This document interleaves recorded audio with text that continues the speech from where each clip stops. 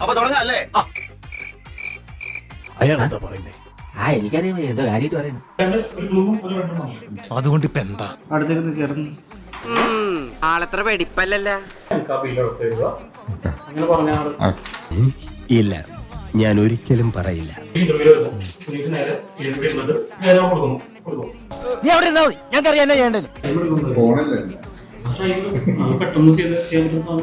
ത്രിവിക്രമിന് പോകാറായില്ലേ?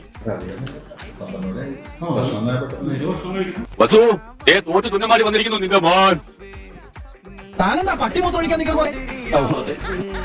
அப்போ இப்படி இருந்த நீ இப்போ இப்படி ஆயிட்ட ரொம்ப மாசு காட்டினவன் இப்போ ஃபியூஸ் போயிட்ட அடையில் ஒரு வாழ்க்கையும் நாரும் எட்டி பார்த்தா உன் கருத்தை வேணாண்டா கொஞ்சம் மூடுறாங்க மட்டிக்கினாரு ஒருத்தரு இவரை காப்பாத்தணும் கத்துரு